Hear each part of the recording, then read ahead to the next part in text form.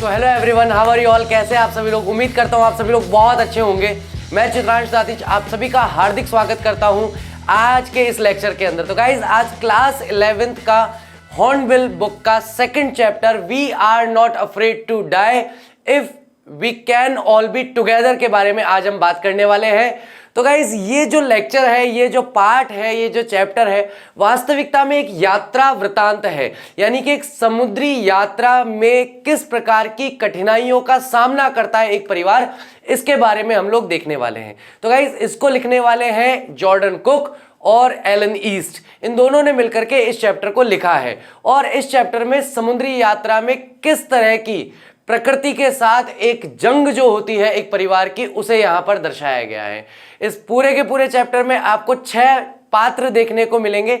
सबसे पहले हमें यहाँ 37 वर्षीय एक व्यापारी देखने को मिलते हैं जो परिवार के मुखिया हैं।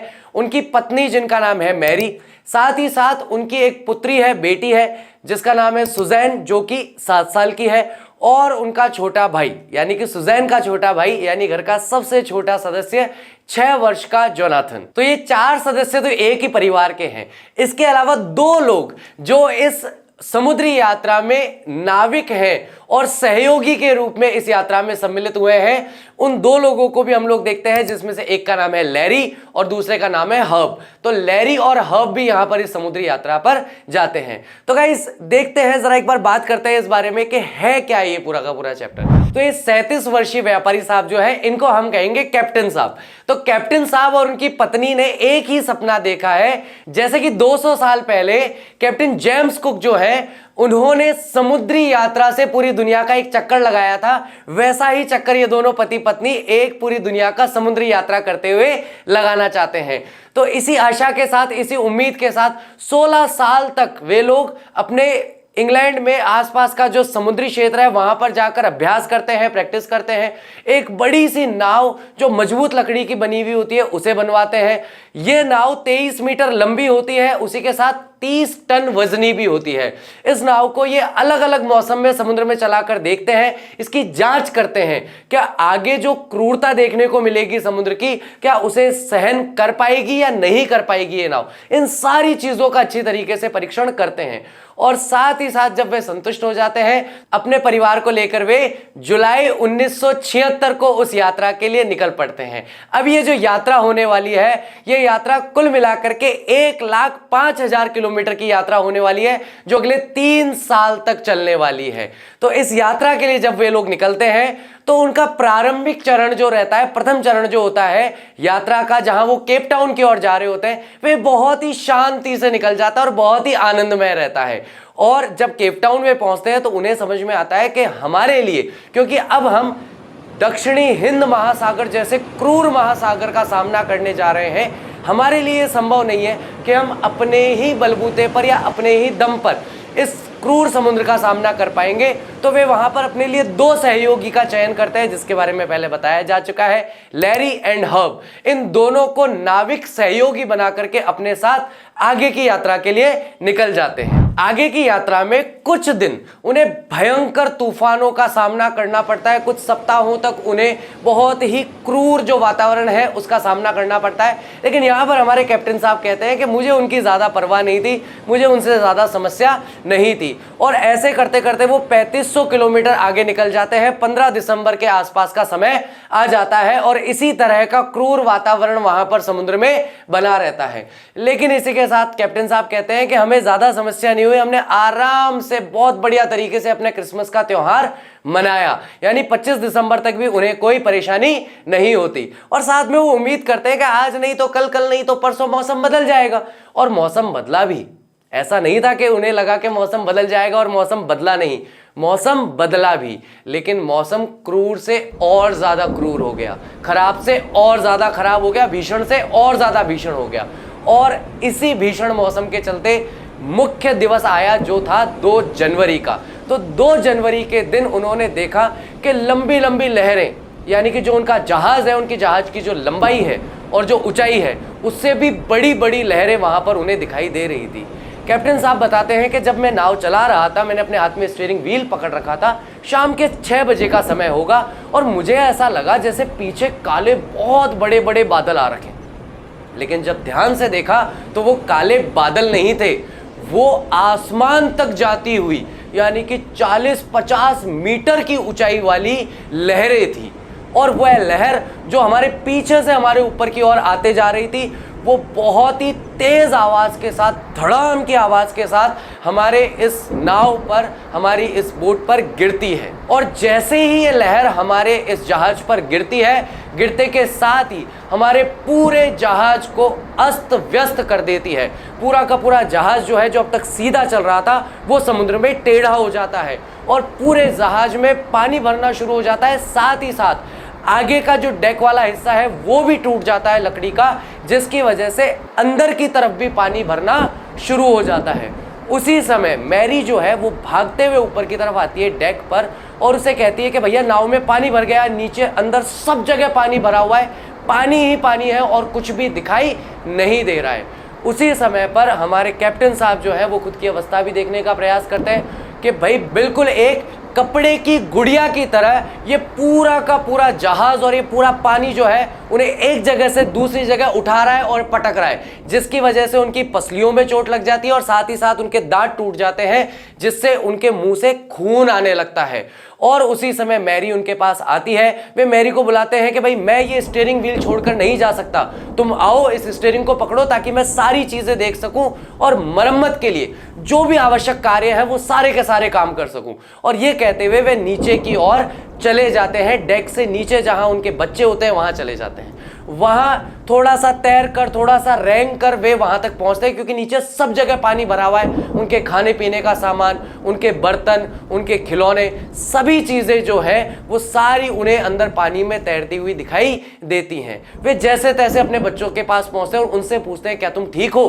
अब इसी समय सुजैन जो है वे अपने फादर को बताती है कि मेरे सर में थोड़ा सा दर्द हो रहा है, मेरे सर में थोड़ी सी चोट लगी है, जिसकी वजह से सर पे थोड़ी सी सूजन आ गई है। उसी समय हमारे कैप्टन साहब कहते हैं कि कहाँ सर की सूजने देखूं भाई, यहाँ लोगों की जान बचाना ज्यादा जरूरी है, क्योंकि ऊपर जिस तरह का दृश्य वे देख करके आए थे और जो भाव उनके मन में चल रहे थे, नाव गई, टूट गई, अब हम डूब जाएंगे और सब लोग यहां मर जाएंगे। इस तरह के भाव जब आपके मन में चल रहे हो तो छोटी मोटी चोटों को देखने का समय आपके पास नहीं होता। वहां से वे ढकने वाला पाल, स्क्रू, हथौड़ा और पंप पानी निकालने के लिए सारी चीजें लेकर के वापस ऊपर डेक पे आते हैं। डेक पे आके वो देखते हैं कि लैरी और हर्ब जो हैं वो पागलों की तरह पानी निकालने में लगे हुए हैं कि किसी भी तरह से हो इस नाव से पानी जल्द से जल्द बाहर निकालना चाहिए, नहीं तो हमारे जीवित रहने की संभावना ना के बराबर रह जाएगी और हो सकता है हम जीवित ना भी बच पाए। उसी समय वे ऊपर से पाल से उस पूरे डेक को ढक देते हैं ताकि पानी और ज्यादा अंदर ना जाए। लेकिन उसी समय थोड़ा सा भाग्य उनका साथ देता है, एक और लहर आती है जो उनकी टेढ़ी पड़ी नाव को सीधा कर देती। पहले एक बड़ी सी लहर आई जिसने झटके से मारा और नाव टेढ़ी हो गई। इधर से दूसरी लहर आई और उसने उनकी नाव को फिर से थोड़ा सा सीधा कर दिया, जिससे वे और ज्यादा तेजी से पानी निकाल सके और काम कर सकें। तो ये सभी लोग 2 तारीख की पूरी रात बस पानी निकालने में लगे रहे कि भैया कैसे भी हो हमें इस जहाज से पानी को बाहर निकालना है, तभी हम जीवित बच पाएंगे, अन्यथा हम जीवित नहीं बच पाएंगे। अब रात भर पानी निकालने की वजह से जो पंप वहां पर लगे हुए थे उन पंप में कचरा फंस गया, जिसकी वजह से वो पंप भी जाम हो गए और पानी निकालने में और ज्यादा दिक्कत परेशानी होने लगी। उसी समय जो इलेक्ट्रिसिटी से चलने वाला पंप था उसमें भी शॉर्ट सर्किट हो गया, जिसकी वजह से उसने भी काम करना बंद कर दिया। तभी कैप्टन साहब को याद आया कि एक और मेरे पास चार्ट रूम में एक पंप और पड़ा है, उसे वो लेकर के आते हैं और लैरी और हब को देते हैं, जिससे वो निरंतर और ज्यादा पानी बोट से बाहर निकालने का काम करते रहते हैं। उसी समय जब वह वापस जाकर के सुजैन को देखता है तब उसके मन में विचार आता है कि भाई इतनी ज़्यादा इसके चोट लग गई है, क्योंकि उसका सर और आंखें पूरी सूजी हुई लग रही थी और बिल्कुल ब्लड शॉट हो गई थी, जिस वजह से उन्हें उसकी चिंता होती है। लेकिन सुजैन कहती है कि मैं आपको चिंतित नहीं करना चाहती थी ये चोट दिखा करके, जबकि आप हम सभी की जान बचाने का प्रयास कर रहे हैं। उसी समय कैप्टन साहब भाग करके रेडियो पर जाते हैं और कोशिश करते हैं कि रेडियो से आसपास अगर कोई टावर हो तो उससे किसी तरह की मदद हासिल की जाए, लेकिन वे एक ऐसे सुनसान क्षेत्र में थे जहां आसपास उन्हें सुनने वाला इस भीषण मौसम में तो कोई भी नहीं था। अब आता है अगला दिन। 3 जनवरी का दिन। तो 3 जनवरी को हमने जब अच्छी तरीके से निरीक्षण किया, देखा कितना नुकसान हुआ है, कितनी टूट फूट हुई है, इन सारी चीज़ों का जायजा लेने की कोशिश की। और हमारे इस जहाज में पानी का स्तर भी कम हो गया था, तो अब हम सभी लोग बारी बारी से 2-2 घंटे आराम कर सकते थे और बाकी लोग पानी निकालने का काम कर सकते थे। तो इसी को हम लोगों ने बहुत ध्यान से करना शुरू किया। लेकिन बोट की हालत देखते हुए यह बात पूरी तरीके से स्पष्ट हो गई थी कि हम ऑस्ट्रेलिया तक नहीं पहुंच सकते थे, क्योंकि इतनी क्षतिग्रस्त बोट हमारी हो चुकी थी। यह जहाज इतना टूट फूट चुका था कि उतनी दूर तक हमें ले जाने में समर्थ नहीं था। इसी के बाद मैंने अपना मैप खोला और मैप में देखा कि पास में ही एक फ्रांस देश का एक आइलैंड है जिसका नाम है आइल एम्स्टरडैम, जहां पर वैज्ञानिक गण शोध का काम करते हैं। और ये छोटा सा आइलैंड था, कोई बहुत बड़ा आइलैंड नहीं था। यानी आप अगर मैप पे उसे देखोगे तो बिल्कुल एक सुई के नोक जैसा वो दिखाई दे रहा था, बिल्कुल छोटा सा आइलैंड था। लेकिन उनके बचने की एकमात्र उम्मीद वही थी कि वे अपनी बोट को उस आइलैंड की ओर ले जाए। लेकिन उन्होंने देखा कि समुद्र बिल्कुल शांत पड़ा है, कोई हवा नहीं चल रही, तो पाल खोलने से भी कोई फायदा नहीं होने वाला था।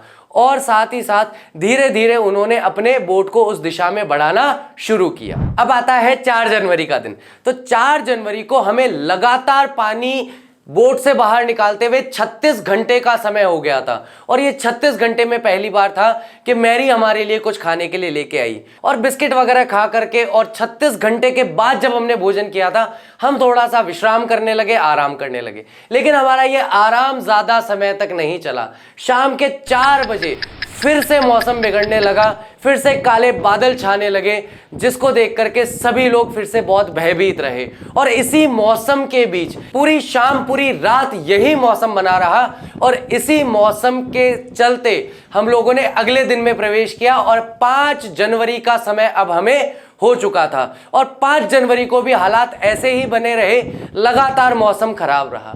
उसी समय 6 साल का जोनाथन, जो बहुत ही डरा हुआ था, वह आकर के अपने पिता से पूछता है, कैप्टन साहब से, कि क्या पापा हम लोग मर जाएंगे? और इस सवाल का कैप्टन के पास कोई जवाब ही नहीं होता कि वह इस 6 साल के मासूम से बच्चे के इस सवाल का क्या जवाब दे। तभी जोनाथन आगे की बात कहता है कि मुझे मरने से डर नहीं लगता अगर हम सभी साथ में हो तो। We are not afraid to die if we all can be together. अगर हम सभी साथ में हैं तो मुझे किसी भी तरह की मौत से कोई डर नहीं है। जॉन की यह बात सुनने के बाद कैप्टन साहब अपनी तरफ से और ज्यादा कोशिश करते हैं, जो भी नायलॉन की रस्सियों से ड्रम्स को बांध सकते हैं ताकि जहाज जो है बिल्कुल एक जगह पर स्थिर रहे, बार बार लेफ्ट या राइट डगमगाए नहीं, उसके लिए वो प्रयास करते हैं। और शाम के समय में वो अपनी पत्नी मैरी के साथ हाथ पकड़कर बैठ जाते हैं और थोड़ा समय वहां पर बिताने की कोशिश करते हैं। वास्तविकता ये थी जो वो अपने मन में जानते थे, 1.5 लाख किलोमीटर लंबे चौड़े समुद्र के अंदर, इतने विशाल और विस्तृत समुद्र के अंदर वो 65 किलोमीटर के एक छोटे से समुद्री टापू की खोज कर रहे थे। और इस टापू के मिलने की संभावना कितनी थी, ये आप और मैं बहुत ही अच्छी तरीके से समझ सकते हैं।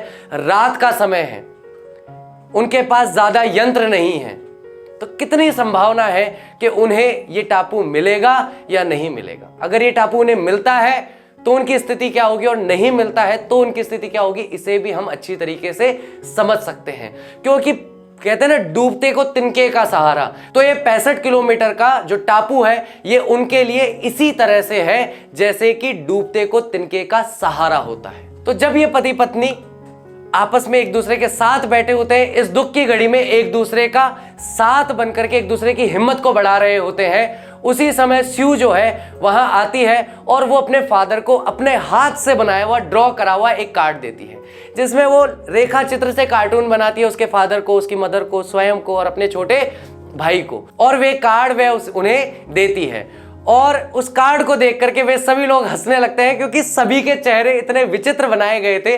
तो इतने तनाव में, इतनी निराशा के क्षण में स्यू जो है, उसके द्वारा बनाया गया कार्ड जो है, उनके चेहरे पर मुस्कुराहट का, हंसी लाने का एक कारण बनता है।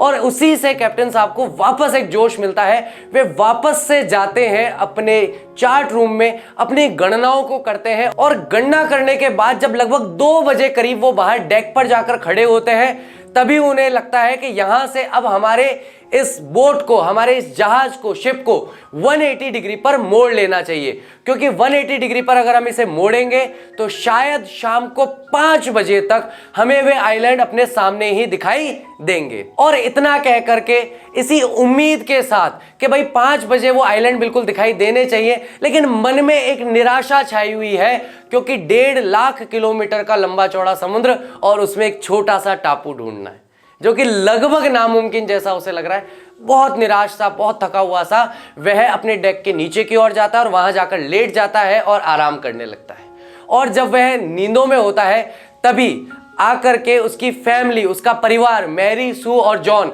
उसे उठाते हैं। उठा करके जॉन जो है वह उससे कहता है कि क्या मैं आपको हग कर सकता हूं, क्या मैं आपको गले लगा सकता हूं। और वह उन्हें गले लगा लेता है। गले लगा करके अपने फादर से कहता है कि आप एक बहुत ही अच्छे पिता हैं, आप एक बहुत ही शानदार कप्तान हैं। तो इस पर निराश होते हुए हमारे कैप्टन साहब कहते हैं कि हाँ बेटा, लेकिन आज के दिन नहीं, क्योंकि आज अगर मैं ऐसा होता तो शायद तुम्हें बचा पाता। लेकिन इसी पर सुजैन कहती है कि नहीं, आप हैं। तो इस पर उसको लगता है कि अच्छा, क्या लगता है टापू मिल गया क्या? तो सुजैन उसे बताती है कि हाँ, हमने टापू को ढूंढ लिया है और टापू बिल्कुल हमारे सामने है। और इस बात से खुश होकर के वह भागकर डेक पर जाता है और डेक पर जाकर उस टापू को देखता है। उस टापू को देखने के बाद उसका मन बहुत ही शांत होता है, बहुत ही प्रसन्न होता है। और रात को वे उसी समुद्र में रुकते हैं। अगले दिन सुबह जब वे वहां जाते हैं तो उस छोटे से टापू पर 28 लोग रहते हैं। वे 28 लोग आते हैं और उनका स्वागत करते हैं। अब जाकर के उन्हें लगता है कि हमारी जान बच गई है और सब कुछ ठीक हुआ। और उसी के साथ यहाँ पर हमारे लेखक जो है वे बताते हैं कि कैसे कैप्टन जो है उसका मन भर आता है, कैसे वो अपनी पत्नी की ओर देखता है कि अगर उस समय स्टीयरिंग व्हील अगर इसने नहीं पकड़ा होता तो क्या होता। मतलब इतने दुख की घड़ी में कैसे इसने मेरा साथ दिया। साथ ही साथ वो देखते हैं अपनी बेटी को, जिसके सर में चोट लगी है और इतनी ज़्यादा चोट लगी है कि 6 छोटी मोटी सर्जरीज करवाने के बाद, ऑपरेशन करवाने के बाद उसकी वह चोटें ठीक हुई।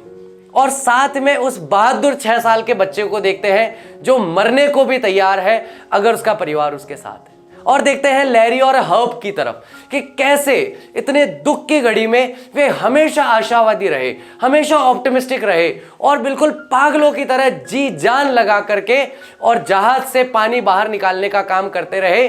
ऐसे क्षण में भी उन्हें अपनी जान की कोई परवाह नहीं थी। उन्होंने जहाज को बचाने के लिए अपनी जी जान लगा दी। और यही सब सोचते हुए वह वहां उस आइल एम्स्टर्डम के आइलैंड पर खड़ा था। पीछे क्षतिग्रस्त एक जहाज खड़ा है, लेकिन उसका परिवार उसके साथ खड़ा है। तो उम्मीद करता हूँ गाइज आज का लेक्चर आपको बहुत अच्छा लगा होगा, बहुत अच्छे से समझ में आया होगा। ये कहानी हमें ये बताती है कि हमारे जीवन में विषम परिस्थितियां तो हमेशा आएंगी, आती ही रहेंगी। एक खत्म होगी दूसरी, दूसरी खत्म होगी तीसरी, लेकिन हमें हमेशा आशावादी बने रहना चाहिए और अपनी तरफ से जो कुछ कर सकते हैं उस परिस्थिति को संभालने के लिए, उससे बाहर निकलने के लिए हमें वो चीज़ें अवश्य करनी चाहिए। तो गाइज मिलता हूँ नेक्स्ट लेक्चर में। Till that take care of yourself, bye bye, I will see you soon.